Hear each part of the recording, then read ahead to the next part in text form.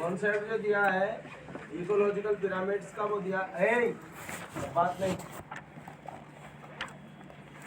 Ecological pyramids का जो concept दिया वो दिया चार्ल्स हिल्टन ने, और इसलिए हम इनको हिल्टोनियन पिरामिड्स भी कहते हैं। बात क्लियर है? अब ध्यान दो, इधर कुछ भी नहीं है, बहुत छोटी सी बात है। पिरामिड्स जो होते हैं, पिरामिड में हम क्या करते हैं, जो भी जिस संदर्भ में हम दर्शा रहे हैं, ठीक क्लियर है, तो उसमें क्या करते हैं, एक कोशी स्तर पर जितनी भी चीजें होंगी, जैसे बाहर को दर्शा रहे हैं संख्याओं, तो हम सभी को सम्मिलित करेंगे। ये नहीं कि हमारी मर्जी से किसी को सम्मिलित कर लिया और किसी को नहीं किया। जैसे क्या होता है, अलग अलग कोशी स्तरों पर जैसे संख्या का पिरामिड बता रहे हैं, तो अब उत्पादक स्तर पर जितने भी उत्पादक होंगे, चाहे वो घास है, चाहे वो क्या है, झाड़ियाँ या वृक्ष, उन सबको सम्मिलित करेंगे। ये नहीं है क्या घास को कौन करेगा, तो झाड़ी वृक्ष को कर ना, सबको सम्मिलित किया जाता है। फिर बाद में हर्बीवोर स्तर पर जितने भी पादपों को खाने वाले, उनको सबको कीट वीट सबको सम्मिलित किया जाता है। आगे बात समझिए। फिर बाद में उनको खाने वाले जो है कार्निवोर, उनको तो बताइए अब उनकी जो संख्या है, ठीक, जैसे संख्या ज्यादा तो बताओ बार बड़ा बना रहे, संख्या अगर कम होगी तो बार छोटा बनाएंगे। ठीक है, क्लियर है? और उसमें उस स्तर पर उपस्थित सभी जीवों को सम्मिलित किया जाता है। ये बात क्लियर है सबको? पहला पॉइंट क्लियर हुआ। दूसरा, हम सामान्यतः जो एक पिरामिड है उसमें एक ही खाद्य श्रृंखला प्रदर्शित कर सकते हैं। किसी भी संदर्भ जो बना रहे हैं, चाहे ऊर्जा के संदर्भ, चाहे जैव भार के संदर्भ में, चाहे वो जो है क्या नाम संख्या के संदर्भ में, हम एक पिरामिडों की और एक ही खाद्य श्रृंखला दर्शा सकते हैं। बात क्लियर है सबको?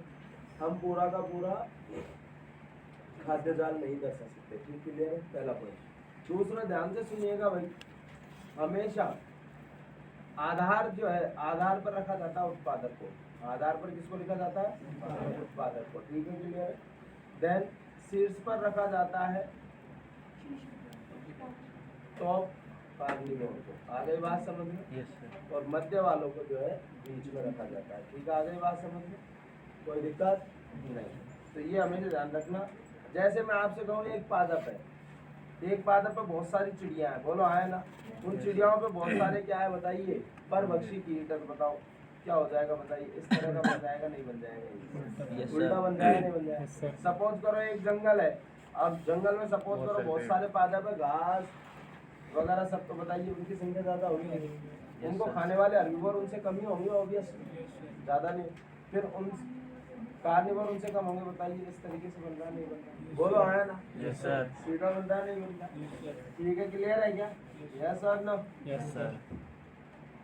तो सपोज करो उत्पादक एक है, ठीक, क्लियर? जैसे एक वृक्ष, वृक्ष में बहुत सारी चिड़ियाओं खाने वाले सांप उनसे कम है। बोलो है ना?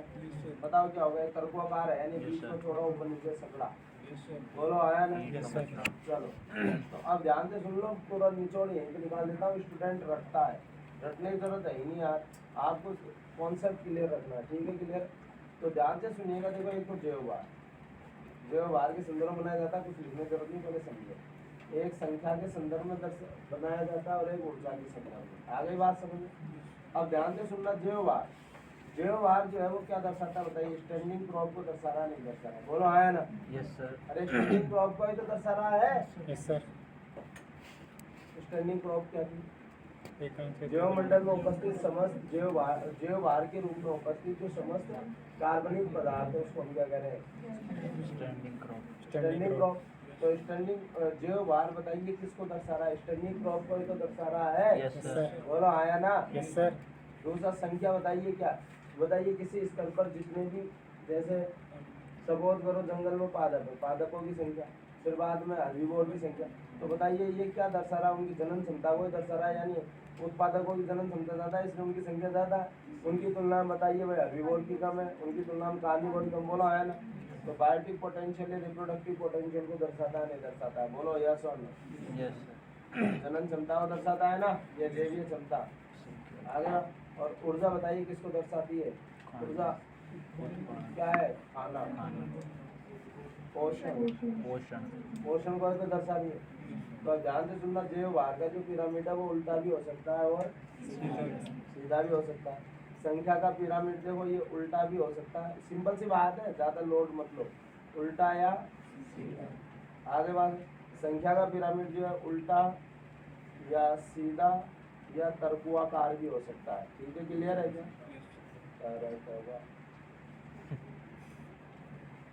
ठीक है, क्लियर। ये सदैव सीधा ही होगा। क्यों होगा सदैव सीधा? क्योंकि 90% वाला रूल जो है लॉ ऑफ 90% है, 10% लॉ का नहीं था, तो उसमें आपको पता ही है कि भाई बताइए ऊपर जाते जाते ऊर्जा कम होगी नहीं, तो सदैव सीधा होगा नहीं। अब जो बाहर की बात कर लेता हूँ, ज़्यादा लॉड मत लो। ठीक है, क्लियर है। चलो संख्या की बात करते हैं पहले, है ना। संख्या का पिरामिड बताओ। जंगल में बात करता हूँ, फॉरेस्ट में बताओ। फॉरेस्ट में क्या होगा बताओ? सबसे ज़्यादा क्या होंगे? पादप होंगे, फिर उनको खाने वाले कार्निवोर उनसे कम होंगे, फिर कार्निवोर उनसे कम होंगे, फिर टॉप कार्निवोर उनसे कम। तो बताइए भाई सीधा ही आ रहा नहीं आ रहा? आगे बात है। अच्छा, घास स्थल, तो घास स्थल में कोई कहानी बोलो है ना। अरे घास स्थल बताओ, घास के पौधे ज़्यादा है नहीं, उनको खाने वाले सपोज करो रैबिट उनसे कम और, तो बताओ सीधा ही होगा नहीं होगा? आगे बात है। स्थलीय बालों में ज़्यादातर क्या होता है? अधिकांश सीधा, बोलो है ना। अच्छा, लेकिन एक वृक्ष की बात करें तो एक सिंगल वृक्ष की, अब ध्यान सुनना, सिंगल वृक्ष में भी दो है, प्लीज सुनते जाइए। ठीक है, सुनिए। सिंगल वृक्ष, सिंगल वृक्ष में दो अवस्था है। एक तो भैया GFC ग्रेजिंग चारण खाद्य श्रृंखला या परभक्षी, और एक आपकी कौन सी जो है परभक्षी खाद्य श्रृंखला, वो क्या नाम है? पैरासाइट। तो मुझे बताओ, देखो एक पेड़ है, उसमें बहुत सारी क्या है? चिड़िया, और चिड़ियाओं खाने वाले सांप बताओ उनसे कम है नहीं, या बाघ उनसे कम है नहीं, बताओ तरकुआकार है नहीं? अच्छा, पैरासाइटिक फूड की बात करते हैं। ये एक वृक्ष है भाई, ठीक क्लियर है। उसमें बहुत सारी चिड़िया, चिड़ियाओं के ऊपर बताइए हर एक चिड़िया में बहुत सारे वो परजीवी कीट है या नहीं है? बताओ क्या होगा? उल्टा होगा कि बोला है? तो रटने की जरूरत नहीं है। अच्छा, जलीय आवास में बात करो। जलीय आवास की अगर, तो देखो आप क्या रटते हो, रटने की क्या जरूरत है भाई? आप बुद्धि का उपयोग तो कर सकते हो। जैसे मैं आपको ये क्यों समझा रहा हूँ, मैं बुद्धि का उपयोग करने के लिए समझा रहा हूँ। बताओ जलीय आवास में बताओ सबसे ज्यादा क्या होंगे? पादप प्लवक होंगे नहीं होंगे? बोलो है ना। पादप प्लवक होंगे। फिर बाद में बताओ जंतु प्लवक उनसे कम, कुछ छोटी मछलियाँ और फिर बड़ी बड़ी। बताओ ये सीधा आएगा नहीं आएगा? बोलो है ना। जलीय आवास में बताइए सर्वाधिक जो खाद्य ऊर्जा स्थानांतरण के लिए जो उत्तरदायी खाद्य श्रृंखला वो कौन सी है? GFC। आगे बात। अच्छा, अधिकांश पृथ्वी पर उपस्थित जैव मंडल में अधिकांश जो परितंत्रों उनमें मुख्य रूप से कौन सी पाई जाती है? GFC। अच्छा, स्थलीय आवासों में पोषण चक्रण के लिए मुख्य रूप से उत्तरदायी कौन सी है? DFC। शब्दों को ध्यान दो, मैंने नहीं बोला स्थलीय आवास सबसे ज्यादा जो है वो कौन सी है? DFC। मैंने नहीं बोला, मैंने बोला सब जगह अधिकांश GFC, लेकिन जो स्थलीय आवासों में पोषण चक्रण के तुरंत या पोषण चक्रण के लिए जो मुख्य रूप से उत्तरदायी है, क्योंकि जो आ रहा है उसको अपघटन करके चक्रण में तो लेके आएगा वो। बात क्लियर सब ये हुआ भाई? क्लियर। तो स्थलीय में बताइए वही सीधा, जलीय में सीधा, और वृक्ष के संदर्भ में बात करें तो बताओ चारण खाद्य श्रृंखला में तरकुआकार, बोलो है ना। लेकिन परजीवी खाद्य श्रृंखला बताओ उल्टा। कोई दिक्कत किसी को? अच्छा, फिर बाद में चलो बात करता हूँ मैं किसकी? संख्या की हो गई ना। जैव भार की बात कर लेते हैं, सुन लीजिए। जैव भार की बात करते हैं, ठीक है, क्लियर है क्या? जैव भार वाला मैं बात करता हूँ जंगल की। बताओ जंगल में बहुत सारे पेड़ है या नहीं है? जैव भार ज्यादा होगा नहीं होगा? क्योंकि सभी उस कोशिश पर सभी जीवों सम्मिलित किया जाता है। फिर अब जितने भी जंगल में जितने पेड़ वगैरह, पहले तो उत्पादकों का देख लो भाई, जैव भार अंदाज ही लगा लो ऐसे। फिर बाद में उनको खाने वाले जितने जंतु बताओ, उनको अगर पूरों को निकाल के अगर तोले तो बताओ उनसे कम ही वजन आएगा नहीं है? फिर उनको खाने वाले जो शाकाहारी उनको खाने वालों उनका आ गए बात में। तो बताओ स्थलीय आवासों में बताइए क्या होगा? सीधा होगा नहीं होगा? सीधा, ठीक। स्थलीय वाले चाहे घास का मैदान देख लो, जिनको घास के मैदान पूरी घास उखाड़ दो, तो उनको खाने वाले खरगोश देख लो, तो खरगोशों का वजन कम ही होगा ना, क्योंकि पूरी घास तोड़नी है, नहीं एक पेड़ तोड़ना है। आगे बात समझ में? और फिर उनको खाने वाले जो भी अन्य जंतु बताओ उनका तोड़ लो, तो बताओ कमी आएगा नहीं है? सीधा है नहीं। एक वृक्ष के संदर्भ देख लो, बताओ एक अकेले पेड़ का वजन बहुत ज्यादा होगा नहीं, उसमें बैठी चिड़िया उससे कम, और चिड़िया एक अकेली चिड़िया जो है पूरे परजीवी के बराबर है नहीं? चलो आया ना। चलो फिर बाद में दूसरा एक पेड़ है, अब चारण खाद्य श्रृंखला में देख लो, एक पेड़ है, उस पेड़ में बहुत सारी चिड़िया है, बोलो है ना। पेड़ का वजन ज्यादा, फिर चिड़ियाओं का वजन उनसे कम, और उनको खाने वाले जो बाज वगैरह है वो उनसे भी कम है या नहीं है? ऐसे देख लो। बोलो आया ना। Yes, तो sir. बताइए इस तलिए में सदैव सीधा होगा नहीं होगा, चाहे वो कौन सा भी, चाहे पेड़ है चाहे जंगल है चाहे घास है। बोलो आया ना। अच्छा जलीय का देखते हैं। जलीय में बताओ पादप प्लवकों का वजन कोई बहुत ज्यादा होता है क्या? पूरे हमें जो पूरे नहीं, वो सर। खींच के ऐसे इकट्ठा कर ले छोटे, और पादप प्लवक की तुलना में बताइए भाई छोटी मछलियों का वजन उससे ज्यादा होगा। सारी मछलियों को तोलो और एक तरफ पादप प्लवकों को, पूरे पादप प्लवक भी आए हम, ठीक, उनका वजन तोल लो और फिर सारी मछली तालाब की निकाल तोल लो तो उनका वजन ज्यादा आएगा नहीं है? Yes, sir. ठीक, और झील वगैरह फिर उनसे बड़ी मछलियों को बताइए, अगर उनको निकाल तो उनसे ज्यादा आएगा नहीं है? तो बताओ ये बाहर का उल्टा होगा नहीं होगा? Yes, और sir. ऊर्जा का सदैव सीधा होता नहीं होता। बताओ इसमें क्या रखना था तुझे? तो रखने वाली बात है क्या? बात होगी खाने की। ज्यादा लोड मतलब कि बहुत सिंपल है और कॉन्सेप्ट में पढ़ोगे तो बहुत आसान।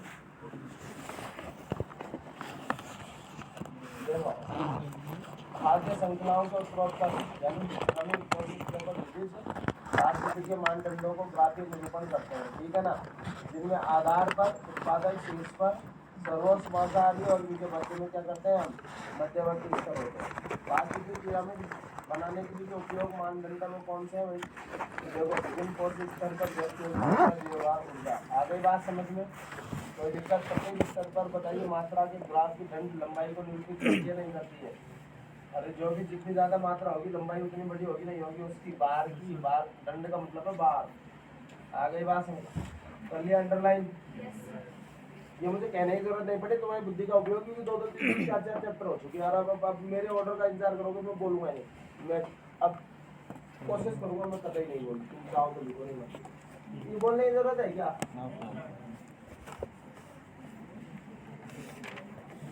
देखो ये अगर बोलो मत लिखो।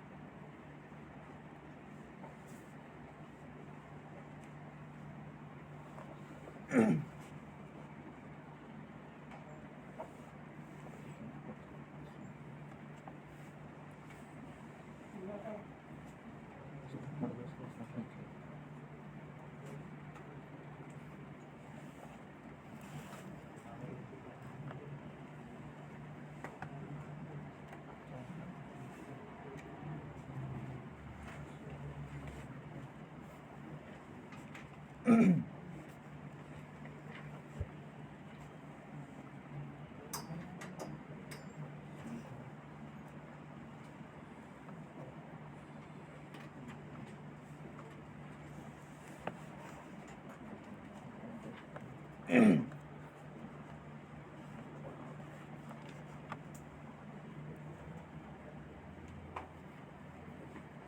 गया, यही है पूरा ये इकोलॉजिकल पिरामिड। आगे बात है, इससे बाहर कोई क्वेश्चन आएगा नहीं, रटने की जरूरत है क्या? तो जो संख्या का पिरामिड सीधा सीधा किस किस में होता है? जो घास स्तंभ, आगे बात समझ में ठीक है ना। दूसरा घास परितंत्र, तालाब परितंत्र, बल परितंत्र और जलीय परितंत्र सारे लिख लिए। वही है तो रटने की जरूरत है ही नहीं, बुद्धि लगाओगे वैसे काम चल जाएगा। लिख लिया ना? Yes sir. उल्टा किस किस में होगा? देखो परजीवी खाद्य श्रृंखला में तो क्या होगा? अगर वृक्ष परितंत्र की बात करें, टेस्ट वाले बच्चों को कहाँ देना है आपने? 13D परजीवी खाद्य श्रृंखला PFC, ठीक है, क्लियर है क्या? तो देखो परजीवी खाद्य श्रृंखला में देखिएगा भाई, अगर वृक्ष के संदर्भ में तो बताइए क्या होगा? उल्टा होगा, नहीं होगा। और चारण खाद्य श्रृंखला में बताइए तरकु होगा, नहीं होगा? ये तकुए नहीं है, तरकुए है।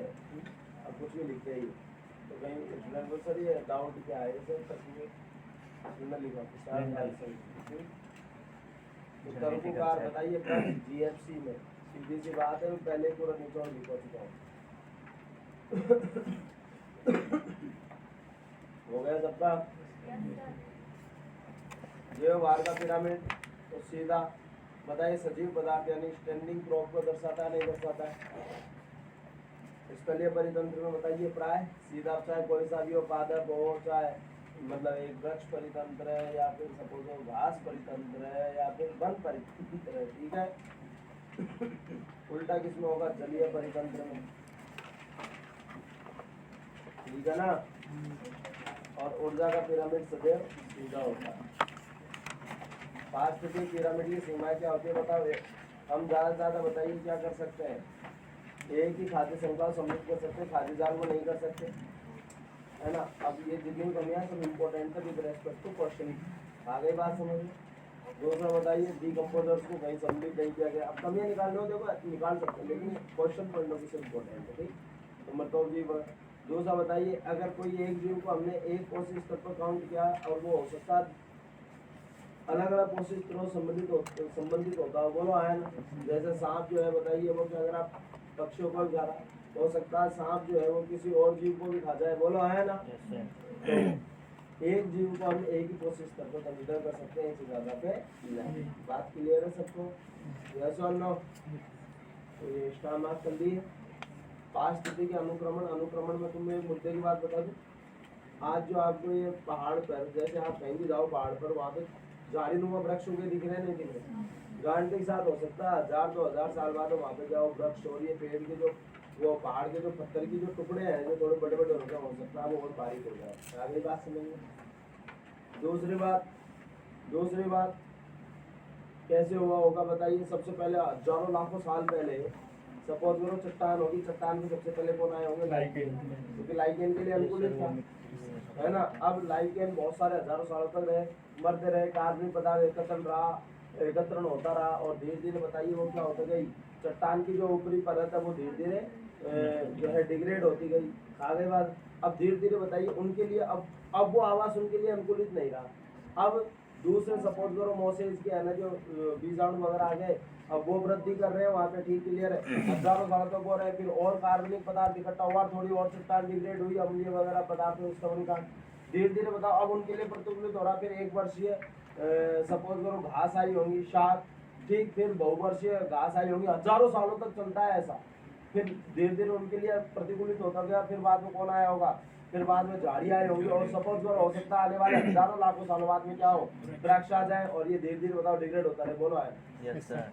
और जो भी कोई समुदाय आ रहा है, ठीक क्लियर है, वो उसके लिए क्या आवास संतुलित है या नहीं है, इसलिए आ रहा है। धीरे धीरे वो क्या कर रहा है बताइए, वृद्धि कर रहा है, धीरे धीरे आवास उसी की क्रियाओं से प्रतिकूलित हो रहा नहीं हो रहा, क्योंकि कार्बनिक पदार्थ इकट्ठा होता जा रहा है और डिग्रेड हो रहा है, बताइए उसकी वजह से क्या हो रहा है, चट्टाने वगैरह, वो उसके लिए प्रतिकूलित हो रहा नहीं हो रहा, किसी और दूसरे के लिए क्या होगा, अनुकूलित। तो कोई भी जो जैव समुदाय वो अपनी क्रियाओं से क्या करता है भाई, रिसोर्सेज का यूटिलाइजेशन करेगा, धीरे धीरे वो जैव समुदाय की क्रियाओं की वजह से आवास क्या होता है, प्रतिकूलित होता है, और फिर उस धीरे धीरे क्या होता है, वो कम होता जाता है, दूसरी जो जैव समुदाय है वो आ जाता है। बात क्लियर है सबको? यस और नो? अब एक बार वृक्ष जब आ जाएंगे तो वृक्षों खत्म होने के बाद फिर दोबारा से कोई दूसरा अनुक्रमण स्टार्ट होगा, वो चट्टान वाला नहीं होगा, कोई दूसरा अनुक्रमण स्टार्ट हो जाएगा। बात क्लियर है सबको? यस और नो? Yes sir. यही है ना अनुक्रमण। तो सबसे पहले जो जाति आती है, कोई भी जैव समुदाय स्थिर है क्या? नहीं, हजारों लाखों सालों बाद में क्या होगा, वो अपनी क्रियाओं से उसको चेंज करता जाएगा। आगे बात समझ, क्योंकि आवास स्थिर है, आवास सीमित है, दूसरा जो सोर्सेज है वो स्रोत सीमित है, ठीक है, क्लियर है। धीरे धीरे क्या होगा, वो स्रोत जो है रिसोर्स है उनका यूटिलाइजेशन होगा, आवास यूटिलाइजेशन होगा, धीरे धीरे जो आवास जो अनुकूलित था, जो परिस्थितियाँ थी वो धीरे धीरे क्या होंगी, प्रतिकूलित होंगी। आवास और रिसोर्सेज चेंज होंगे तो पर्यावरण भी परिवर्तित होगा धीरे धीरे, बताइए। दूसरी जाति के लिए, दूसरे जैव समुदाय के लिए अनुकूलित होगा, जो रह रहा है उसके लिए प्रतिकूलित। तो खुद अपनी क्रियाओं से जैव समुदाय क्या करता है, उस आवास को प्रतिकूलित करता है। बात क्लियर है सबको? यस और नो? Yes sir. दूसरी बात, जंतुओं का जो अनुक्रमण है, जंतु समुदाय का, वो अनुक्रमण किस पे निर्भर करेगा, पादप होगा, क्योंकि जैसे पादप है वैसे ही तो जंतु आएंगे, अरे जैसे खिलाने वाले वैसे तो खाने वाले आएंगे, बोलो यार। आगे बात है, तो जंतुओं का अनुक्रमण यानी फूना का अनुक्रमण किस पे निर्भर करता है, फ्लोरा पे। आगे बात समझ में? Yes sir. कोई दिक्कत? दूसरा मुझे बताइए, ये अनुक्रमण आज अनुक्रमण प्रिडिक्टेबल है या नहीं है? अब अनुमान लगा सकते हैं ना कि पहले क्या हुआ होगा, आगे आने वाले भविष्य में क्या होगा, बताओ। यस और नो? Yes sir. आगे बात समझ में? कोई दिक्कत? बताइए, जैव विविधता बढ़ती है नहीं बढ़ती है अनुक्रमण के साथ? अरे बढ़ेगी यार, साथ लाई के अंदर फिर मोसेज आए, फिर बाद में एक वर्षीय साग, फिर बहुवर्षीय साग, जैव विविधता बढ़ती है, फिर वृक्ष आएंगे, बोलो है ना? Yes sir. जैव विविधता बढ़ेगी, जैव भार बढ़ेगा नहीं बढ़ेगा, उत्पादनता बढ़ेगी नहीं बढ़ेगी, जब जैव विविधता बढ़ेगी तो उत्पादनता बढ़ेगी। आगे बात, अच्छा बताइए, लीचिंग बढ़ेगी नहीं बढ़ेगी? सही बात है, जितने जैव विविधता बढ़ेगी उतने मृत होने वाले कार्बनिक पदार्थ जो है उनका गठन होगा, उनकी लीचिंग होगी। दूसरा, मृदा से भी बताइए पोषक तत्व होगा, ज्यादा अवशोषण होने भाई, झाड़ी ज्यादा अवशोषण करेगी या पेड़ ज्यादा अवशोषण करेगा, वृक्ष ज्यादा अवशोषण करेगा? बात क्लियर है सबको? यस और नो? Yes sir. तो सबसे पहला जो जैव समुदाय आता है उसको बोलते हैं पायोनियर कम्युनिटी। क्या बोलते हैं? आगे बात है, सबसे लास्ट वाला जो आता है उसको बोलते हैं क्लाइमैक्स कम्युनिटी, ठीक। सब और बीच वालियों को बोलते हैं हम ट्रांजिशनल कम्युनिटी या सीरियल कम्युनिटी, ठीक है, ठीक है। पूरी जो सीरीज है पहली पायोनियर से लेके क्लाइमैक्स तक की उसको बोलते हैं सीड। क्या बोलते हैं? सीड। आगे बात समझ क्लियर है क्या? कोई बहुत बड़ी बात नहीं है ये। देखो, पारिस्थितिक अनुक्रमण का कॉन्सेप्ट दिया था हल्ट ने, हल्क नहीं है, हल्ट नहीं है, वो हल्क नहीं है, वो घना वाला हल्क है ना, स्टार वार वगैरह में देखा होगा ना। Yes sir. Infinity war. ठीक? तो हल्ट ने दिया है। पता है, बच्चे जैसे जैसे बड़े हो जाते हैं उनकी इंटरेस्ट चेंज हो जाता है।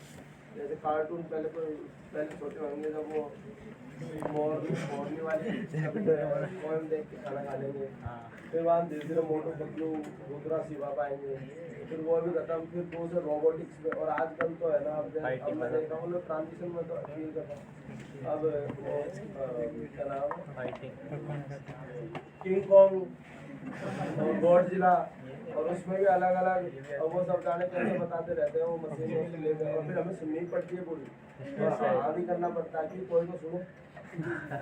अच्छा, अब कल भाई साहब कह रहे हैं एक लड़की हो जाती है छोटी LKG में, मैंने पापा उसको है ना जो पूरा पिंग पोंग वगैरह के बारे में बता दिया, बोल दिया वो करती, मैं भी करता हूँ मतलब वो ट्रांजिशन हो रहा है क्लास से आ रहा है कहीं ना लोगों का इंटरेस्ट नहीं होता बहुत, जब ना इंटरेस्ट भी स्थिर नहीं होता, समुदाय की बात छोड़ो, इंटरेस्ट स्थिर नहीं रहता, थोड़े दिन कहीं और इंटरेस्ट, फिर बाद में इंटरेस्ट शिफ्टिंग हो जाती है। जैव समुदाय कभी भी स्थिर नहीं होता। तो अपने आप जैव समुदाय की बात छोड़ो, अपन इंटरेस्ट पे स्थिर नहीं है अपने, जैव समुदाय कभी भी स्थिर नहीं है। सब अपने अपने हिसाब सोच रहे हैं जिनकी जहाँ तक सोच जाती है। चलो जी, तो जैव समुदाय कभी स्थिर नहीं होता है। बताइए ये परिवर्तन जो होगा व्यवस्थित और क्रमबद्ध होगा, नहीं होगा, रैंडम थोड़ी होगा। रैंडम थोड़ी है, पहले लाइकेन आ गए, फिर वृक्ष आ गए, फिर बाद में झाड़ी आएगी ना। बताइए क्रमबद्ध होता नहीं होता। और बताइए जैसा जैसा क्या होगा, पर्यावरण परिवर्तन आ रहा है उसी के अकॉर्डिंग बताइए जैव समुदाय भी परिवर्तित होगा नहीं होगा। तो भौगोलिक पर्यावरण के समानांतर होता है, पर्यावरण से लगभग साम्य अवस्था में होता है। ठीक है, ये परिवर्तन अंततः ऐसे समुदाय विकसित करता है जो क्या होगा, बताइए भाई, पर्यावरण से साम्य होगा। और जो पर्यावरण से साम्य होता है यानी मैक्सिमम इक्विलिब्रियम शो करेगा, उसको हम क्या कहेंगे, चरम समुदाय, क्लाइमेक्स। आगे बात, और अगर ये चरम समुदाय नष्ट होता तो वापिस पुनः अनुक्रमण प्रारंभ होता, लेकिन अनुक्रमण का प्रकार अलग हो। सर्दी लगे तो बोल देना जो सर्दी लगे हो पीछे बैठ जाओ।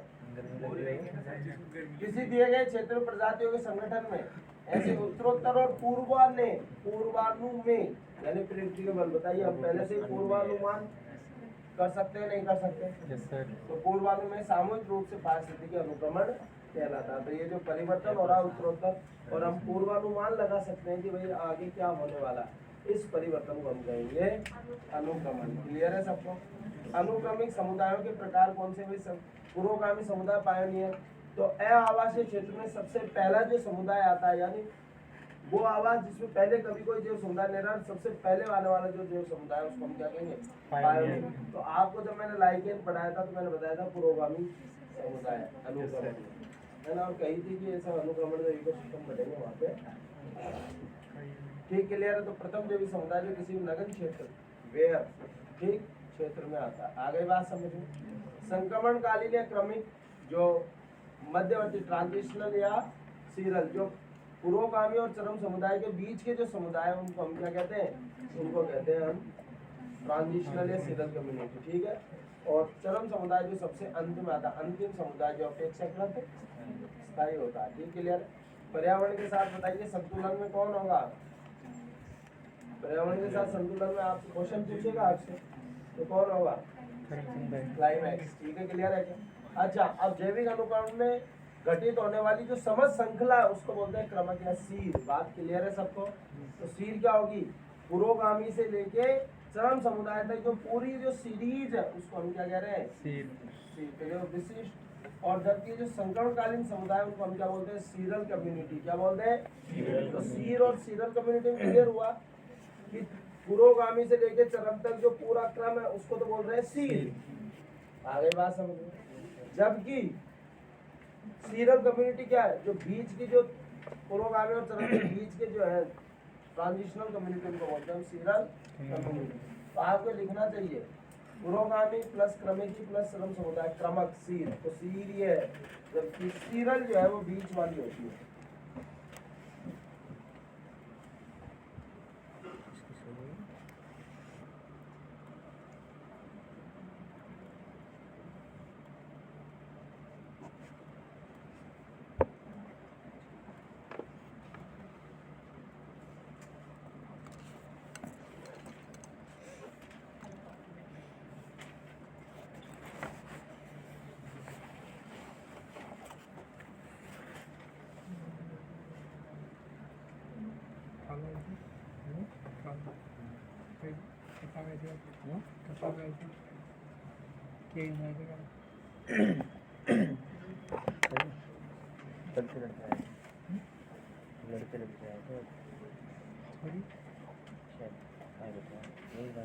हो गया?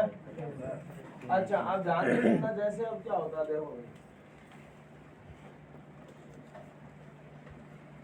यूनिट ऑफ सक्सेशन बताइए, सक्सेशन की इकाई क्या है बताओ, समुदाय होता है नहीं होता है, बोलो है ना, अरे पूरा पूरा समुदाय तो परिवर्तित होता है। यूनिट ऑफ कम्युनिटी बताइए, समुदाय की जो इकाई है वो क्या, जातियां यानी समष्टियां जो है प्रत्येक जाति।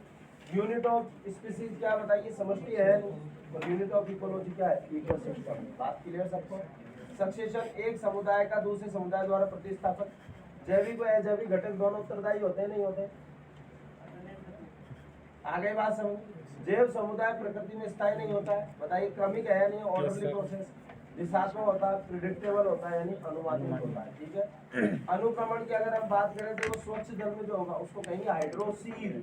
तो सील समझ में आ गया ना, जलीय अनुक्रमण की पूरी सीरीज है, पहले से लेकर और बाद तक उसको कहेंगे हाइड्रोसील यानी जल क्रमक। लवणीय जल में होगा तो हेलोसील, अम्लीय जल में होगा तो ऑक्जेनोसील, सूक्ष्म क्षेत्र में होगा तो जीरोसील, चट्टान पर होगा तो लिथोसील। और चट्टान भी एक जीरोसील का ही प्रकार है, जीरोसील का ही प्रकार है लिथोसील। सैंड में होगा तो क्या कहेंगे, सेमोसील। तो सैंड की स्टडी क्या बोलते हैं हम, सेमोलॉजी। क्या बोलते हैं,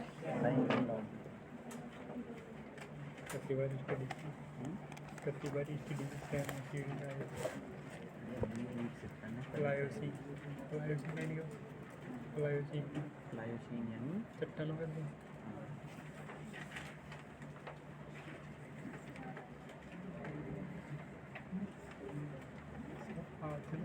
नौ बजे उठे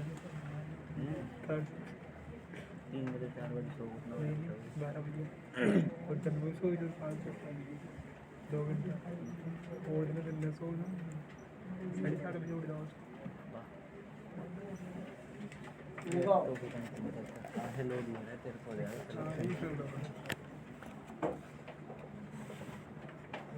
पेपर सॉल्व कर बस बताओ कोई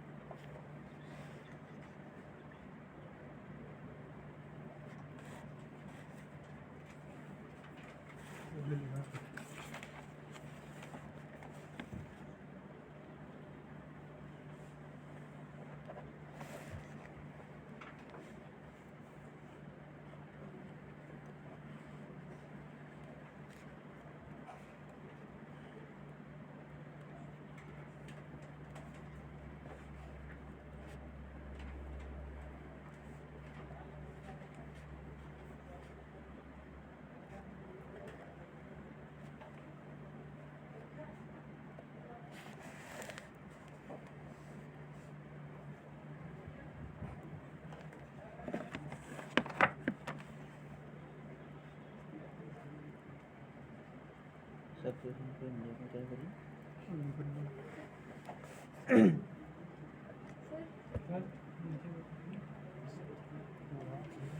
क्या होता है परफेक्ट टाइम है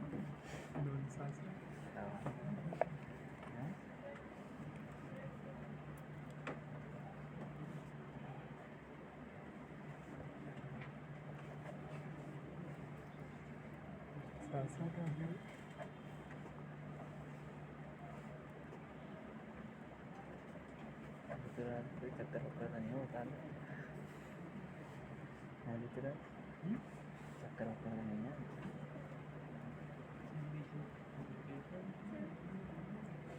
पड़े तो हमारी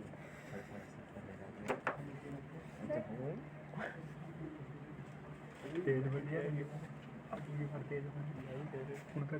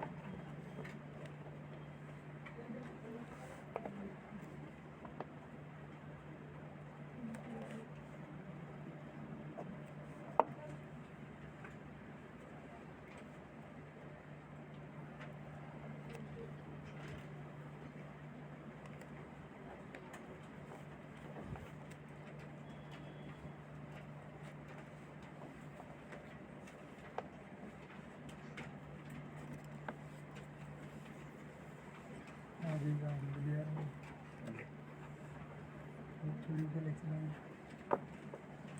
अभी मिलेगा 10 मिनट हो गया फोटो भी करी सॉरी हमारा फिल्म हो गया मेरे लड़की का यूट्यूब में जाके बाद सिलेक्शन फिर शादी कर बना ये क्या मीडिया में हो गया क्या थोड़ी 500 पक्का? आएगा ये तो फंस जाओगे चलो तो देखो फिर क्या है, तो कुछ ही नहीं होता है। सही है हाँ तो जिस वास स्थल में प्रारंभ होता है उसकी प्रकृति के आधार पर, जैसे सपोज करो वास स्थल जलीय है या शुष्क, तो शुष्क में होगा तो शुष्क तरंग यानी जीरो सीट या जीरार्च सक्सेशन में बोल सकते हैं यानी शुष्क है। और अगर जलीय में होगा तो बताइए हाइड्रोसीड या हाइड्रार्च। ठीक है क्लियर। अब शुष्क में जैसे चट्टानों पर होगा बताइए सेल क्रमक, सेल क्रमक को इंग्लिश में बोलते हैं लिथोसीड। बात क्लियर है सबको। अगर सपोज करो रेत में हो रहा तो बताइए बालुकीय क्रमक यानी सेमोसीड। बोलो आया ना। लवणीय दशा बताइए, लवणीय दशा ध्यान से सुनिएगा। लवणीय जल मैंने आपसे कहा था बताओ कार्य रूप से शुष्क है नहीं, भौतिक रूप से शुष्क और कार्य रूप से शुष्क बताया था नहीं बताया। पानी नहीं है जैसे चट्टान वगैरह रेत वगैरह तो वो तो क्या हो गया भौतिक रूप से शुष्क। और लवणीय जल बताइए वो क्या कार्य रूप से पानी है लेकिन काम में नहीं दे सकते। बात क्लियर है? यस और नो? एलओसी।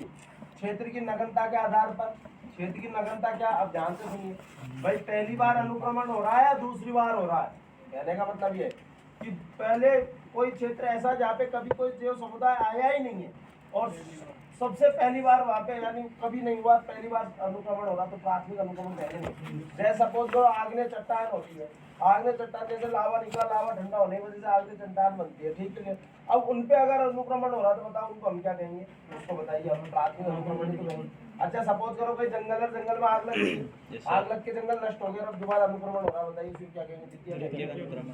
सपोज करो कोई आबादी थी, जीव समुदाय था, जंगल था और बाढ़ आ गई, पूरा बह के चला गया, बताइए अब दोबारा अनुक्रमण हो रहा तो क्या कहेंगे, द्वितीय कहेंगे। यानी था पहले लेकिन क्या करें मजबूरी बस खत्म हो गया, दोबारा अनुक्रमण हुआ, बताइए द्वितीय। बोलो आए ना। बताओ कौन सा अनुक्रमण फास्ट होगा, बुद्धि लगा के बताओ। द्वितीय फास्ट होगा नहीं क्योंकि पहले से कार्बनिक पदार्थ वगैरह है वहाँ पे। बात क्लियर है सबको? प्राथमिक जो है स्लो होगा। बताइए द्वितीय को एक तरीके से मैं रिवर्सिबल अनुक्रमण कह सकता हूँ। नहीं, और रिवर्सिबल का मतलब पता आप क्या सोचते हो, ये ए जो है,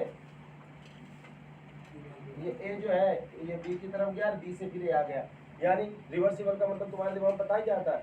जैसे मैं कह रहा हूँ कि बताइए साग झूक वृक्ष, आप क्या सोचो रिवर्सिबल, वृक्ष झूक साग, फिर बाद में मोसेस फिर लाइकन, ऐसा नहीं होगा। अरे कहने का मतलब है वृक्ष सीधे लेकिन खत्म होने की वजह से दोबारा से घास होगी, फिर घास होने के बाद में जो है छूप आई है, फिर वृक्ष आएगा। बात क्लियर है सबको? उसको रिवर्सिबल बोल रहे हैं तो बताइए रिट्रोग्रेड बोल सकते हैं नहीं बोल सकते। तो रिट्रोग्रेसिव सक्सेशन कौन सा होता है, द्वितीय जो ये है अनुक्रमण, उसी को हम क्या बोलते हैं, रिट्रोग्रेसिव। बात क्लियर हुई सबको? Yes sir. प्राइमरी सक्सेशन द्वितीय संरक्षण। तो चरम अवस्था पहुंचने इसमें काफी समय लगता है, इसमें तुरंत ही हो जाता है। तो देखो ये सब जो है पढ़ के देख लो एक बार, और क्या है पढ़ना एक बार प्राइमरी द्वितीय सक्सेशन।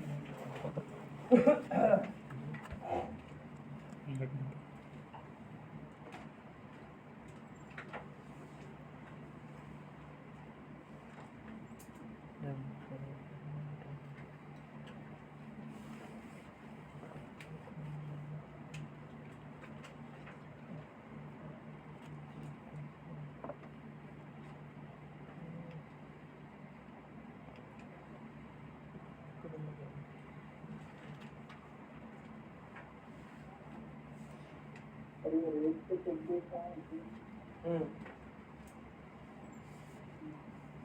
ये बावड़ा है ये तो लिखने वाला, रेट तो टीले लिख देता, कितना जोरदार काम होता। लेकिन ठीक है, हम समझने वाले को समझ लेंगे। टिब्बे का मतलब कोई टिब्बा बोल दे, कोई टावर बोल दे, कोई बालक बोल दे, एक ही बात है। टावर का मतलब ये थोड़ी है कि सिग्नल वाला ही टावर है मोबाइल का। टिंकर अब बड़े बुजुर्ग बोल रहे हैं अरे हमारा का टावर तो घना, तो टावर समझ जाओ कि उनके टावर छोटे हैं, तो इसका मतलब बच्चों की बात हो रही है। हाँ तुम भी बोलो, तुम्हारी समस्या है, बोलो।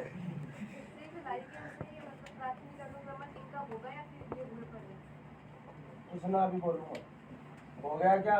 बोलो है, अभी बोलूंगा। क्लियर है सबको? यस और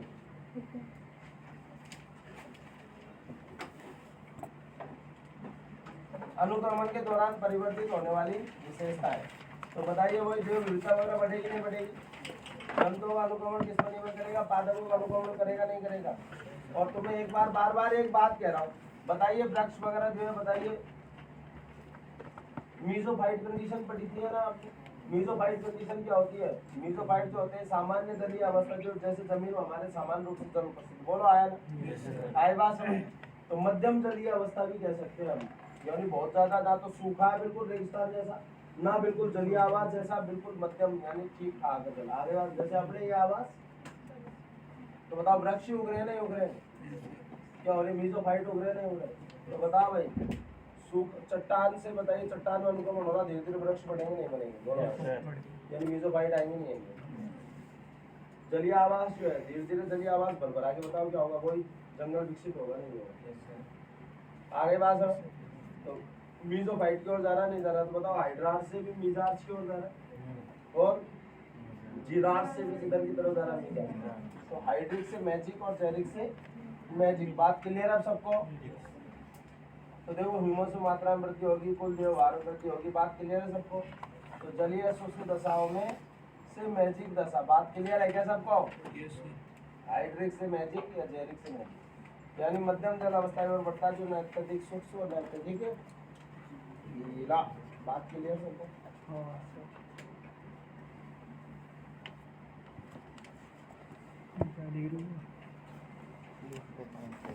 कॉमन सेंस डेवलप करो यार, ऐसे नहीं छोटी छोटी बातों पे तुम लोग ऐसे फसल से जाते हो। खैर पैसे दिए तुमने पूछने का अधिकार। दूसरा बताइए, जंतुओं का अनुक्रमण किस पर निर्भर करेगा? पादपों पर तो निर्भर करेगा।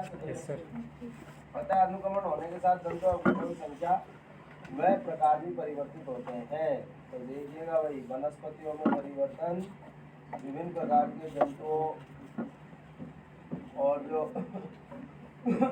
जंतु है उनके अनुक्रमण किस पर निर्भर करता है? सीधी सी बात है पादप। अब पादपों अनुक्रमण एक सूचता रंग। तो देखो भाई, कोई चट्टान है, सबसे पहले हम ध्यान सुनना, इसमें कुछ भी आपको उदाहरण कुछ भी याद नहीं रखने। एनसीईआरटी उदाहरण दिया तो याद करो, नहीं तो कोई जरूरत नहीं। बताइए चट्टान पे सबसे पहला जो प्रोगामी समुदाय आएगा वो कौन आएगा? लाइकेन। बताओ लाइकेन का अनुक्रमण हो रहा है, लाइकेन आ रहे हैं प्रोगामी समुदाय, पहले बताओ। फिर बाद में लाइकेन खत्म होने के बाद ब्रायोफाइट आ रहे, ब्रायोफाइट का हाँ हो रहा, ब्रायोफाइट का अनुक्रमण हो रहा, सही बात। लेकिन अनुक्रमण एक्चुअली आवास का हो रहा है, उसमें जो सम्मिलित है उन सब चीजों के संदर्भ में बोलेंगे, नहीं बोलेंगे? तो कोई लाइकेन का हो रहा है या लाइकेन कर रहे हैं, अरे दोनों ही बात एक है यार। तुम चल रहे हो या तुम जा रहे हो? तुम्हारा पेट खाना खा रहा है, तुम खा रहे हो, ये तुम्हारा मुंह खाना खा रहा है यार, एक ही तो बात है। इतने वैज्ञानिक डाल रहे नहीं तो ज्यादा खतरनाक हो जाएगा। सही बात है, कॉन्सेप्ट कमजोर हो जाएगा यार। तो एग्जाम में ये क्वेश्चन क्यों गलत होते हैं? बिना मतलब हम क्या करते हैं, उस चीज का बहुत ज्यादा एनालिसिस कर लेते हैं, उस वजह से क्वेश्चन गलत। सीधे सीधे सिंपल सी बात है, उसको पकड़ के क्वेश्चन सोल्व करो। भाई बताओ, हम ये पूछ रहे थे कि जो लाइकेंस है मतलब वो खुद हुए पड़े हैं अनुक्रमिक या फिर मतलब अच्छा उनके बाद नहीं वो नहीं आई समझ में। मैंने जो कही अभी है ना, तुम्हारी बात पटी हुई है, मैंने जो कही वो तुम्हें नहीं समझ में आई ना, दोबारा सुनो। अब सुनो, चट्टान है, चट्टान पर लाइकेन आए, अनुक्रमण का पहला समुदाय कौन है? लाइकेन। किसका अनुक्रमण हो रहा है? चट्टान का हो रहा है ना। अब तो आगे बात समझ में। लाइकेन अनुक्रमित हुए नहीं पड़े, लाइकेन तो आए हैं। लाइकेन कैसे आया? शैवाल के बीजाणु आए, मोटी वित्तीय कवक के बीजाणु आए, फिर अनुकूल अवस्था आई, थोड़ी बहुत वृद्धि करे, फिर बाद में लाइकेन बन गए, दोस्त को लाइकेन कह रहे हैं। फिर बाद में वो लाइकेन बहुत सारे सालों तक वृद्धि करते रहे। ठीक, किसका हुआ? चट्टान का। फिर बाद में धीरे धीरे शाख आए। तो लाइकेन कहाँ हुए पड़े? बात क्लियर है?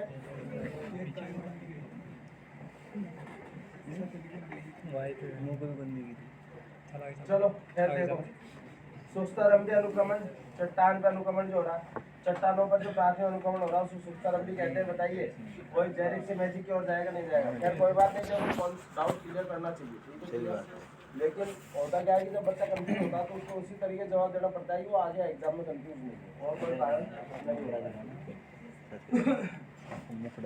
क्योंकि उसको उस अंदाज में इसलिए आंसर देना पड़ता है कि उसको लगे कि हाँ यार वाकई में ये गलती मैं एग्जाम में बिल्कुल नहीं करूँ, ज़्यादा नहीं सोचूं। ये होता है मुख्य उद्देश्य। तो सुस्तारंभी से बताओ मैजिक की ओर जाएगा नहीं जाएगा? बताओ पुरोगामी समुदाय क्या होगा? लाइकेन। क्या होगा? लाइकेन। छोड़ो, लाइकेन हो गया। अब बाद में क्लाइमैक्स क्या होगा? वृक्ष। बीच की सुनो, मोसेस यानी ब्रायोफाइट्स, फिर बाद में एक वर्षीय शाख, फिर बहुवर्षीय शाख और झाड़ी। ये ट्रांजिशनल कम्युनिटी है। सबसे पहले लाइकेन, ठीक, चट्टान का अनुक्रमण हो रहा है, लाइकेन का नहीं हो रहा है, ठीक, वृक्ष का नहीं हो रहा अनुक्रमण। आ गई बात समझ में? तो सबसे पहले लाइकेन पुरोगामी समुदाय, फिर ट्रांजिशनल बताओ ब्रायोफाइट यानी मोसेस, मोसेस में पढ़ाया था अनुक्रमण करो।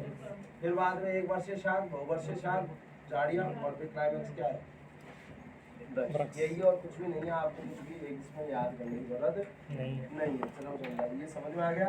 तो ब्रायोफाइट कौन? मोसेस। बोलो आया ना? क्लियर है क्या? Yes sir. अब वैसे मैं बताऊं, इसमें लाइकेन्स में भी है ना, जो सबसे छोटे लाइकेन होते हैं उनको बोलते हैं क्रस्टोज, फिर जो उनसे थोड़े बड़े होते हैं उनको बोलते हैं पर्निल, फिर जो उससे बड़े होते हैं उनको बोलते हैं फैक्टिकोज। आगे बात है यानी झाड़ी नुमा। तो लाइकेन्स में भी जो है अलग अलग आते हैं। सबसे पहले जो है लाइकेन कौन है? क्रस्टोज, फिर फोलियोज, फिर बाद में फैक्टिकोज। ठीक है, क्लियर है क्या? अगर कोई ज्यादा कुचलने करता है तो वैसे नहीं करेगा। आगे बात समझिए। तो लाइकेन में अगर हम देखें तो देखो सबसे पहले क्रस्टोज, लाइकेन, ठीक, क्लियर है क्या? लोड लेने की जरूरत नहीं। फोलियोज, पर्निल लाइकेन, और फिर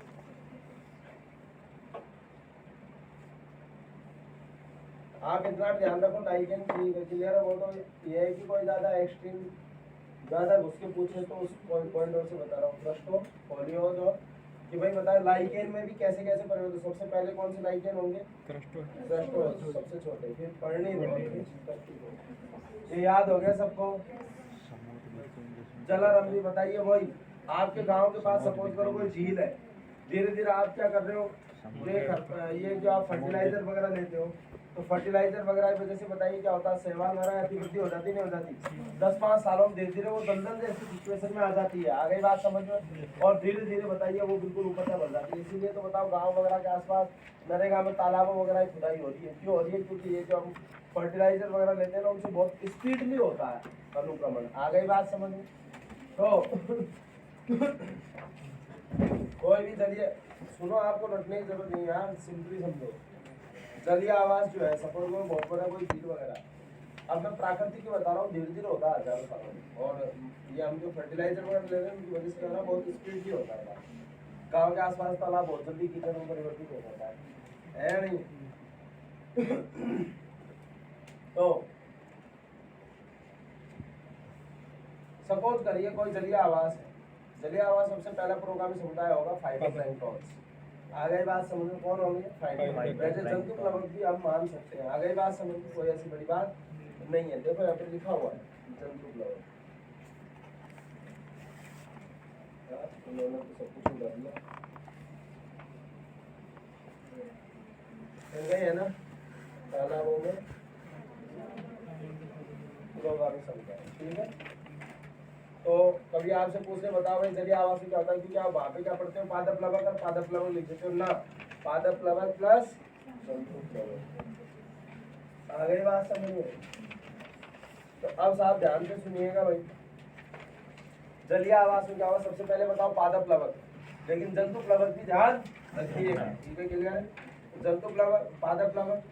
अब बताइए, प्रोग्रामिंग समुदाय हजारों सालों तक सपोज करो ये जो पादप प्लवक जंतु प्लवक है ये बढ़ती, क्योंकि मैं पादपों का अनुकरण बता रहा हूँ इसलिए पादप प्लवक बोल रहा हूँ यहाँ पे। आ गई बात समझ में?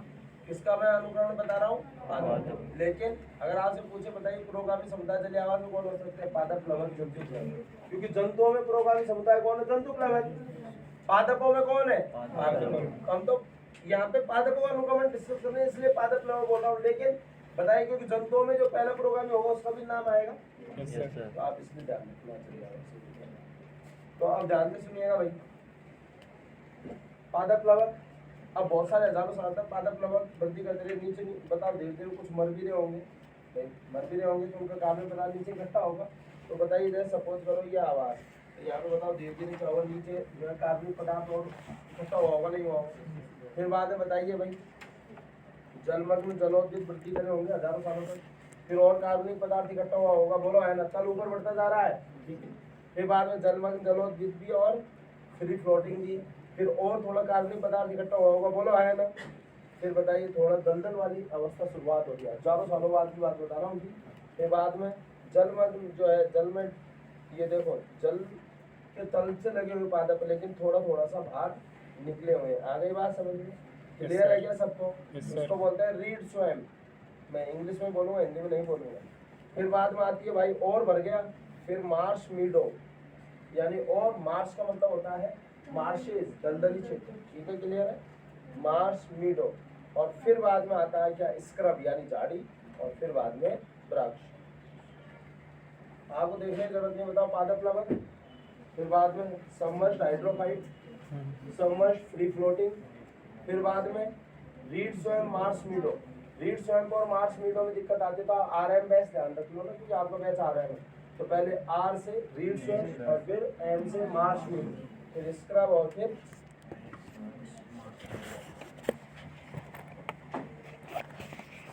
ट्री, ठीक है।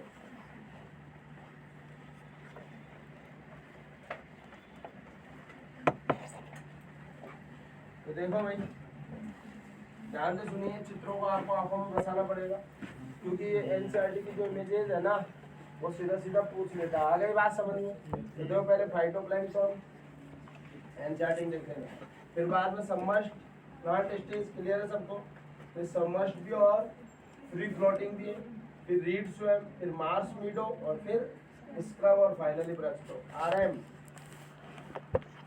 ठीक है, क्लियर है क्या? रीड स्वयं, मार्श मीडो, कोई दिक्कत किसी को?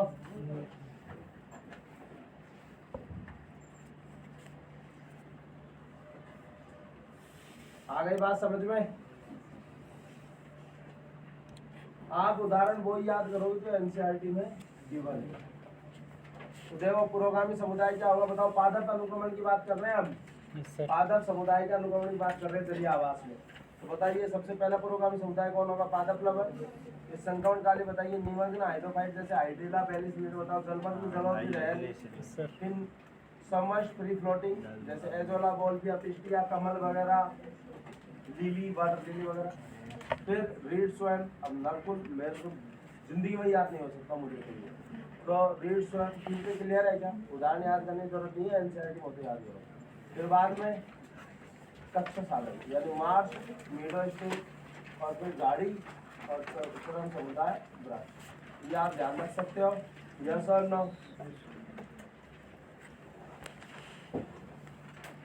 देन पोषण चक्रण। पोषण चक्रण क्या है, ध्यान से सुनिएगा भाई। न्यूट्रिएंट साइकिल, इसको बायोजियो केमिकल साइकिल भी कहते हैं। आ गई बात समझ में? बायो मतलब जैविक घटक, जियो मतलब बताइए जो मृदा वगैरह यानी अजैव घटक। बात क्लियर है सबको? चट्टान, मृदा, जल, और केमिकल यानी पोषण। तो बताइए ये जो पोषण चक्र है इसको बोलते हैं बायोजियो केमिकल साइकिल, यानी पोषक तत्वों का जैविक घटकों, प्रकृति के अजैव घटकों के मध्य किस प्रकार चक्रण होता है उसका, उस पूरे चक्र को हम बोलते हैं बायोजियो केमिकल साइकिल। बात क्लियर है सबको? अब पहले हम इस पे नहीं जाएंगे, पहले एक हमारी पढ़ी हुई बात पढ़ेंगे हम, जो हम पहले पढ़े हुए उसी पे आधारित है।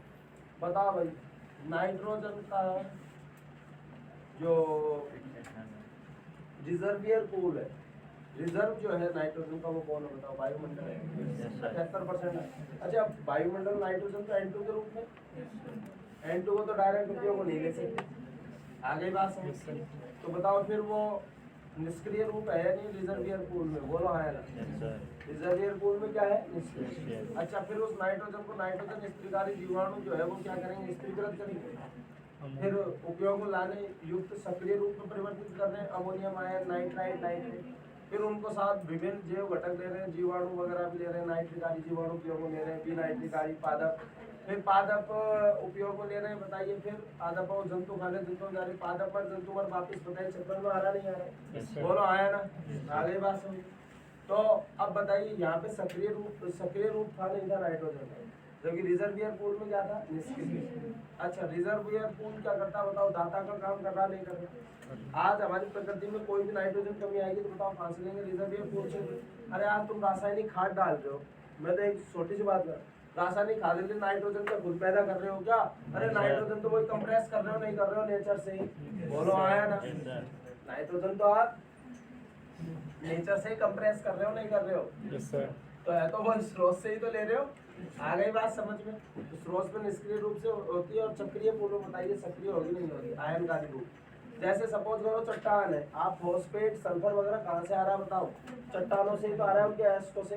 तो अयस्क बताओ निष्क्रिय रूप में है नहीं? Yes, sir. लेकिन वही जीवाणु वगैरह कल्पों वगैरह की क्रिया से क्या होते हैं? वो अयस्कों से घुलनशील अवस्था में आते हैं, यानी आयनिक रूप में, और फिर वो सक्रिय रूप कहेंगे। फिर बताओ पादप वगैरह विभिन्न जंतुओं वगैरह में चक्रण होगा नहीं होगा? बोलो। Yes sir. आगे बात समझिए, कोई दिक्कत किसी को नहीं? रिजर्वियर पूल का क्या काम है बताइए? रिजर्वियर पूल का काम है अगर चक्रण पूल में कोई भी कमी बेसी होती है तो उसको मेंटेन करना। बोलो आए ना। Yes, sir. जैसे आज हमारे खेतों में नाइट्रोजन की कमी है तो हम बताइए रिजर्व पूल से तो नाइट्रोजन कंप्रेस कर करके फैक्ट्रियों में बताइए केमिकल फर्टिलाइजर बना रहे हैं। बोलो आए। Yes, sir. आगे बात समझ, आगे। कोई दिक्कत हो गया? काम तो यही है। बायोजेनेटिक पोषक क्या होते हैं? जो सजीवों के लिए अनिवार्य पोषक तत्व, उनको हम क्या कहेंगे? बायोजेनेटिक है। यानी जो सजीवों के जितने भी जैव अणु उनको निर्माण के लिए आवश्यक। बात क्लियर सबको? तो सजीवों के लिए अनिवार्य तत्व, और कौन प्रदान करता है? प्रकृति प्रदान करती है। ना तो कुछ लेके आए थे ना कुछ लेके जाओगे, सब कुछ यहीं पे मिल जाएगा। और वास्तविकता है ये। तो धर्म ग्रंथों की जो बातें हैं ना, उनको समझने के लिए आपको ये सारी नॉलेज होनी चाहिए, उनको गूढ़ रहस्य को, उनको कहने के मीनिंग को। तो वहाँ रहता है ऐसे फेंक दी, ऐसे नहीं फेंकी, सब बातें आधारपूर्वक लिखी गई है। आ गई बात समझ? देन सजीव और निर्जीव घटकों के मध्य बताइए बायोजेनेटिक पोषकों का जो गतिशीलता विनिमय होती है उसको हम क्या कहते हैं बताइए? पोषक चक्र, जैव भू रासायनिक चक्र, यानी बायोजियो केमिकल साइकिल। एक बार पढ़ना है इसको, ग्राफ को, ये पूरा ये पैराग्राफ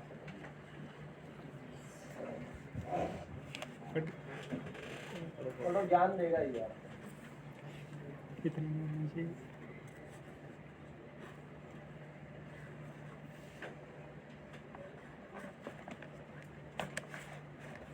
ठीक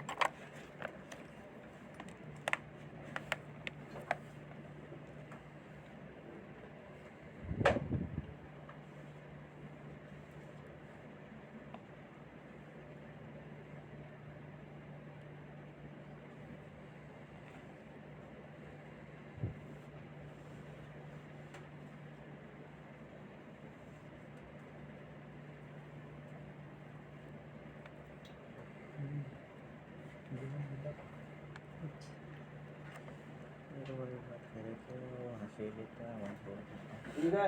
Yes, sir. तो समस्त बायोजेनेटिक पोषक क्या सदैव संचरण में रहते हैं क्या?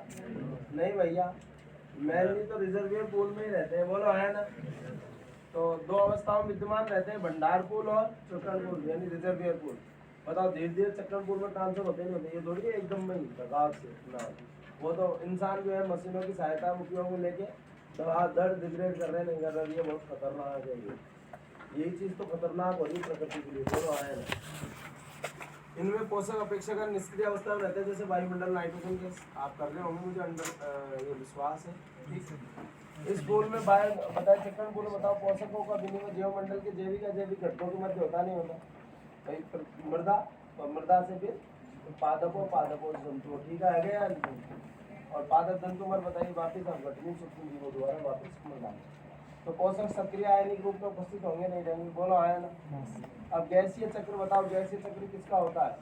तो गैसीय चक्र जो जिनके स्रोत क्या है, या तो जल है या गैस है, ठीक क्लियर है क्या? तो बताइए कार्बन, हाइड्रोजन, ऑक्सीजन और नाइट्रोजन। लेकिन अब ध्यान से सुनना, यहाँ पे बड़ी कंफ्यूजन वाली बात है, वो क्या है? नॉन मिनरल एलिमेंट मैंने आपको बताए थे कार्बन, हाइड्रोजन, ऑक्सीजन।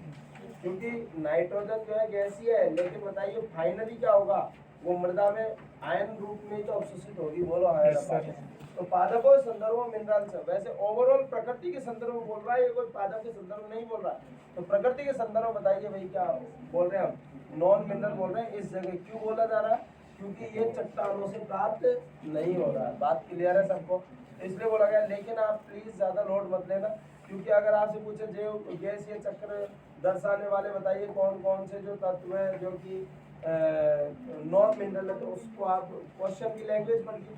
दूसरा मिनरल न्यूट्रिशन चैप्टर के हिसाब से आएगा, तो आपको बताइए भाई कितने हैं।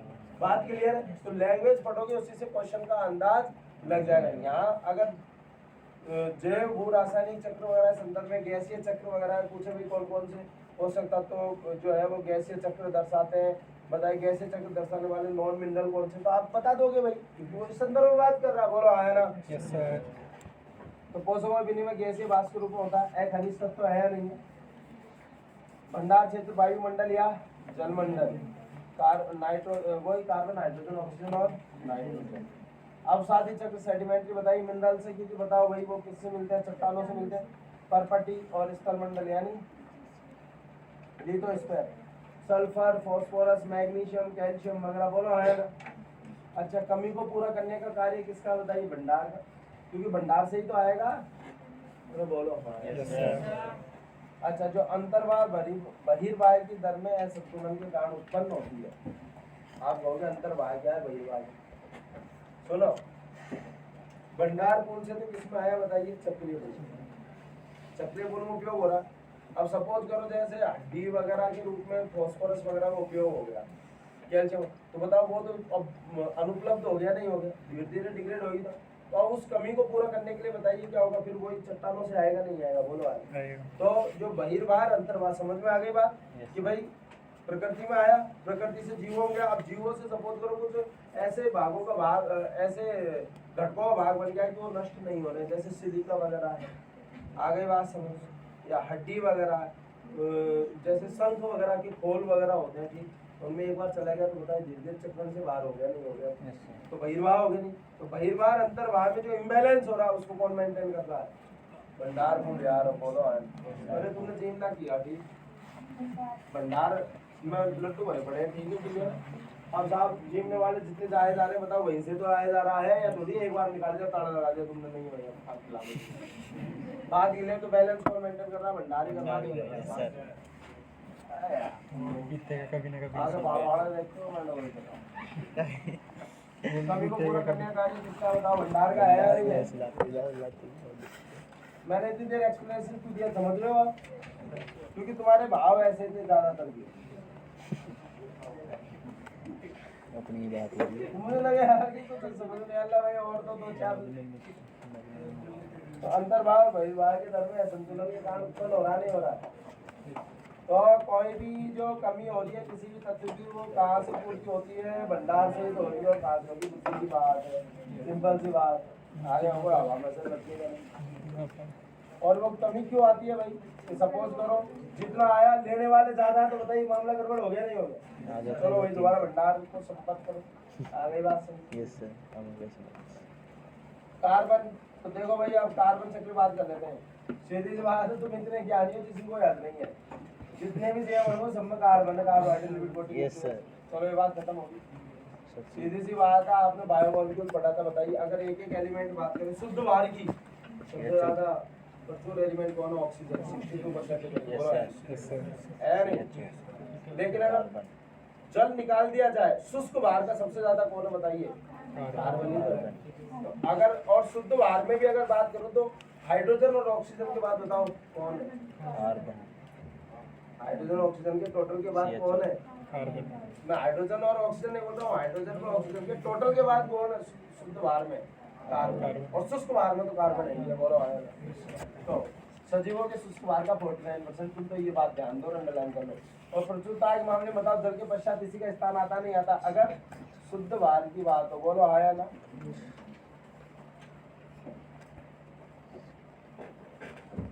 भाई शुष्क भार में 49 नहीं है, लेकिन अगर शुद्ध भार की बात करो तो जल के बाद कार्बन के स्रोत क्या है खुद जानते हो तुम लोग, जानते हो ना। सीधी सी बात आ जाओ, पृथ्वी पर कितने प्रतिशत भाग जो है समुद्र ने घेरा हुआ? 71%। और एक अंदाज की बात और बता दो, जितना समुद्र ने घेरा हुआ ना उतना ही परसेंट कार्बन घुला हुआ है कुल कार्बन का। प्रकृति में जो कुल कार्बन है उसका कितना प्रतिशत भाग समुद्रों में घुलित अवस्था में? 71%।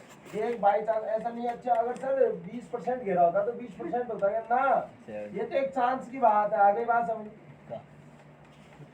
ठीक है, चांस की बात है, समझ गए ना। चांस तो कहना चाहिए। और तुम लोग? तो ये बाई चांस मतलब ये डेटा याद करने के पॉइंट ऑफ व्यू से बोल रहा हूँ मैं कि जितना परसेंट एरिया कवर कर रखा है ना 22 लाख, उतना ही डेटा हमें कार्बन के संदर्भ में याद करना। तो बताओ विश्व का जो कुल कार्बन है जैव मंडल का वो कितना प्रतिशत भाग समुद्रों में घुला हुआ? 70%। दूसरा बताओ वायुमंडल में तो CO2 के रूप में है नहीं, बताओ घुलित अवस्था में किस रूप में होता है? बताओ बाइकार्बोनेट आयन के रूप में होगा नहीं होगा? बताया था आपको, बहुत सुंदर पढ़ाई थी। आगे बात समझ में। अच्छा अब ये तुम चट्टान पट्टान और ये सब जीवाश्म ईंधन, ये पेट्रोल डीजल वगैरह CNG वगैरह, ठीक है ना। आ जाओ भाई, एक अनुमान। अब एक अनुमान ये तो अरे एक आदमी का अनुमान है। अब ये तो अनुमान तो किसी के भी अलग अलग हो सकते हैं, क्या तोला थोड़ी है लगा के।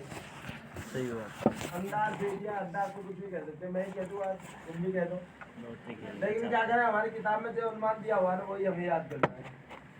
तो एक अनुमान के अनुसार ये कहा जाता है कि जैव मंडल में प्रकाश संश्लेषण द्वारा कुल कितना कार्बन स्थिरीकृत होता है? भैया 4 × 10⁻13 किलोग्राम, 4 × 10⁻13 किलोग्राम। याद हो गई सबको बात? Yes sir. अब एक कोई ऐसे दे दिया किसी ने, लेकिन हमारी किताब में लिखा है इसलिए हमें याद करना पड़ेगा कि एक अनुमान के अनुसार बताइए प्रकृति में प्रकाश संश्लेषण द्वारा कुल कितना कार्बन स्थिरीकृत होता है? 4 × 10⁻13 किलोग्राम। कोई दिक्कत है क्या किसी को? नहीं ना। अब बताइए क्या पूरा जो स्थिरीकृत कार्बन का पूरा चक्रण में रहता है क्या? ना। बताइए हड्डी भड्डी कब्जों के रूप में बताओ क्या होगा? चक्रण से बाहर हो जाता है नहीं हो जाता? धीरे धीरे तो डिग्रेड हो गए वो। यस और नो? क्लियर। तो किसके रूप में होता है स्थिर की गई कार्बन की कुछ मात्रा? अवसादों, कब्जों, कंकालों के रूप में नष्ट हो जाती है और संचरण से बाहर निकल जाती है। एडिशन कैसे हो रहा तुम जान रहे हो? फेंको तुम लोग तो ये कोई थ्योरेटिकल पेपर तो है नहीं। अरे कल कारखानों से निकलने वाला धुआं, ये हम 6ठी क्लास में जैसे प्रदूषण वाला आता था ना उसमें ये कल कारखानों से। अब वो ज्यादा ये समझते नहीं, बाद में समझा चाहिए। कारखाना तो समझते थे, पर कल कारखाना ये थोड़ा चलो अच्छा टेक्निकल वर्ड होते थे जो हम ध्यान रखते थे। तो वाहनों से निकलने वाला धुआं, मतलब इतनी फेंक के आते थे उसमें 6ठी क्लास में तो इंटेलिजेंट हो गए थे। प्रदूषण कोई भी प्रदूषण सब में धुआं निकाल देते लकड़ी वगैरह जला रहे हैं, जंगलों से जो लकड़ी खाना बनाते हैं तो उसमें हाथ तापते हैं तो उसमें है ना कितना निबंध में कितना ज्ञान था उस समय। ये हाथ तापने में एक ही क्वेश्चन शवों को जब जलाते हैं तो उससे मतलब पूरा गहराई में ज्ञान, ठीक है। जंगलों में आग लगने के कारण एक ही क्वेश्चन 10 बात बोल दो। गाय और मुझे आपकी याद है पहली क्लास में HKG आजकल तो LKG UKG हो गया। अब हमारे टाइम पे HKG वगैरह बोलते थे, हायर KG और लोअर KG। इसको गाय पे आता था सर पहली क्लास में। गाय पे भी है ना, जो गाय के 4 टांगे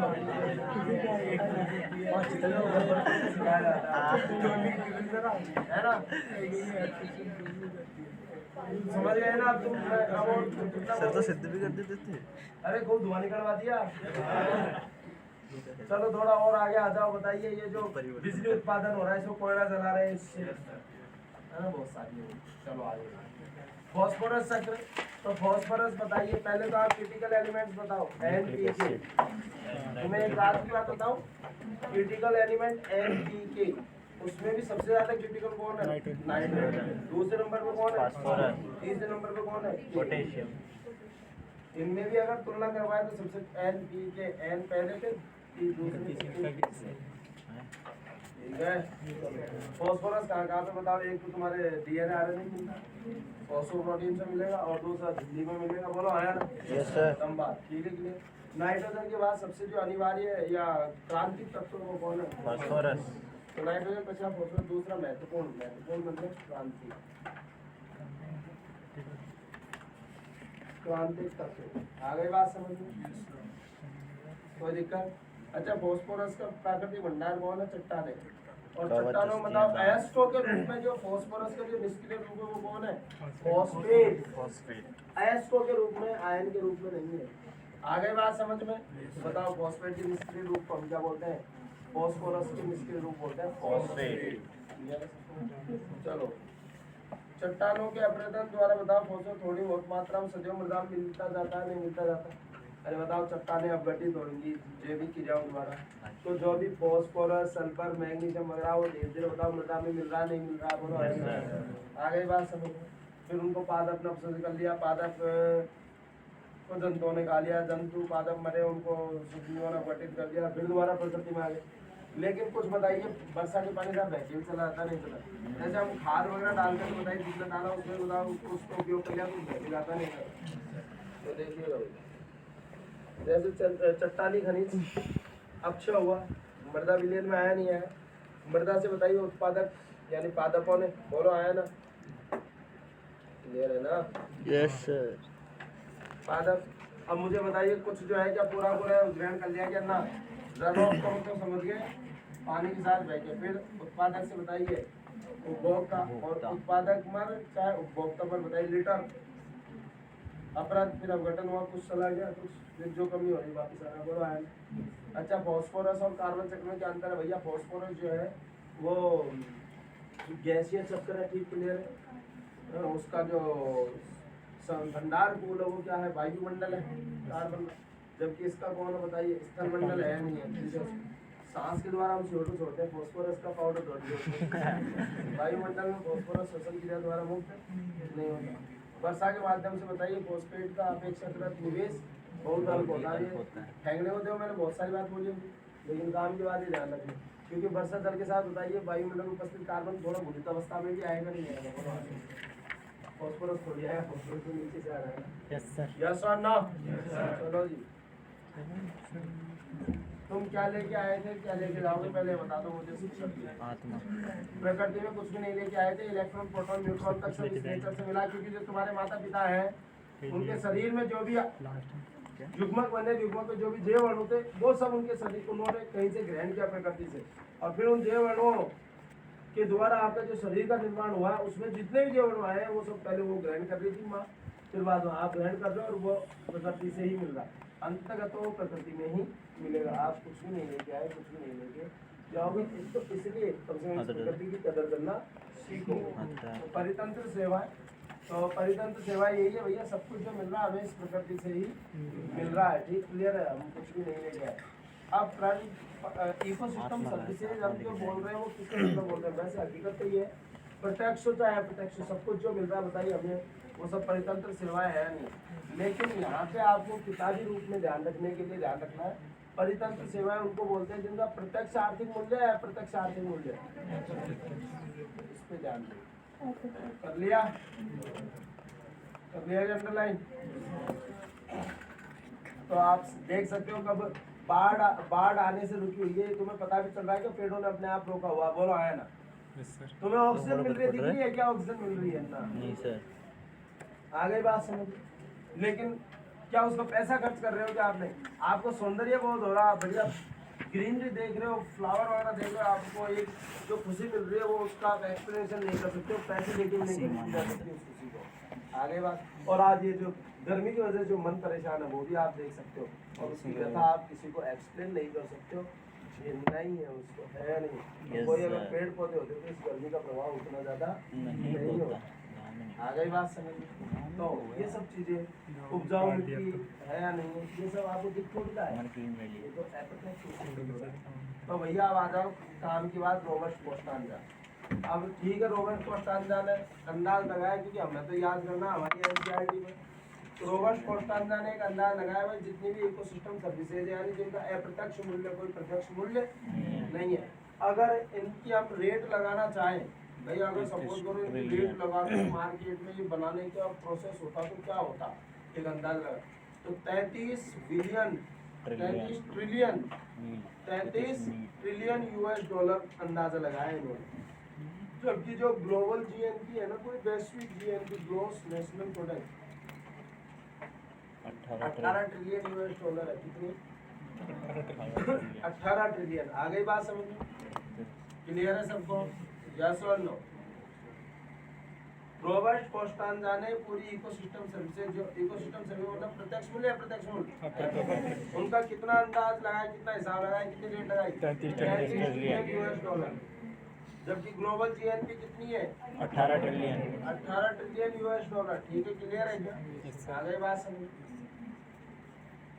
अब इन्होंने कहा भाई किस किस में कितना कितना खर्चा आया। तो देखो, मृदा निर्माण में 50%, भाई मैंने जो 33 ट्रिलियन यूएस डॉलर लगाया ना, उसमें कितना परसेंट किसके संदर्भ में लगाया, कितना परसेंट किस, तो मृदा निर्माण के संदर्भ में 50%, मनोरंजन और पोषण चक्र के लिए 10% से कम। ठीक है, क्लियर?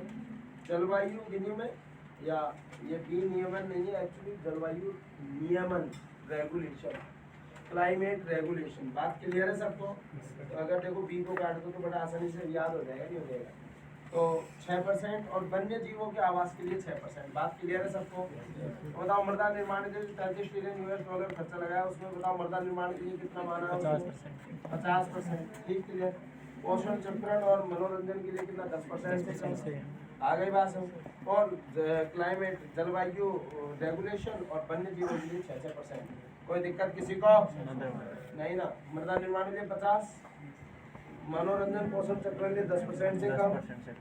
ठीक, क्लियर है? और दूसरा ये क्या नाम है, एक तो आवास और दूसरा जलवायु नियमन के लिए 6%। क्लियर है सबको?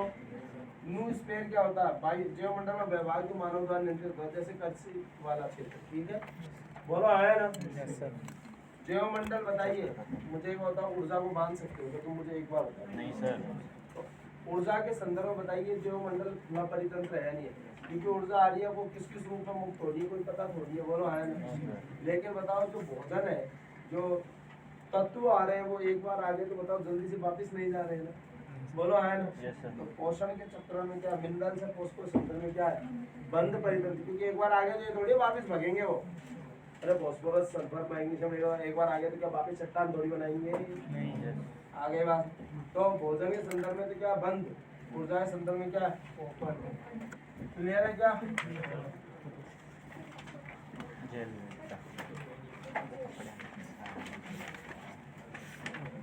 ध्यान से सुनो, रॉन्कियर्स लाइफ फॉर्म। मैंने आपको जब मॉर्फोलॉजी पढ़ा रहा था तो मैंने कहा था एक वर्षीय पादप जो प्रतिकूल अवस्था को बीजों रूप में पार करते हैं थीरोफाइट्स कहते हैं।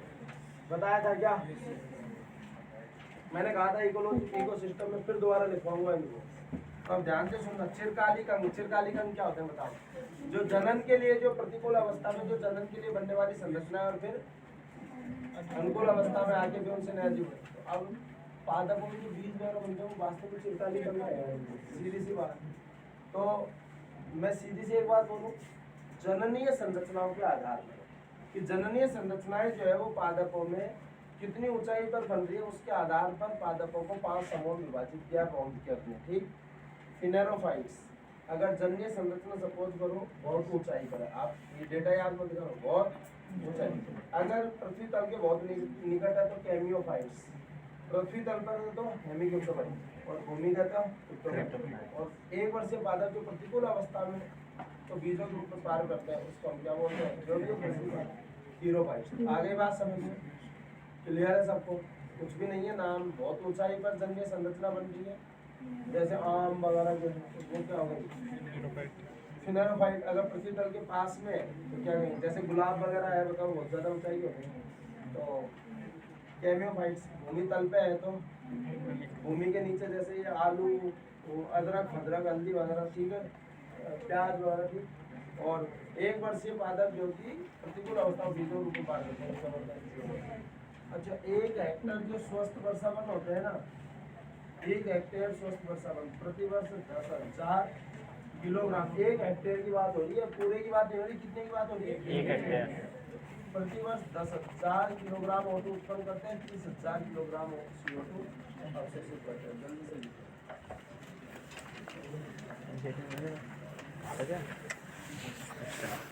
नहीं भाई।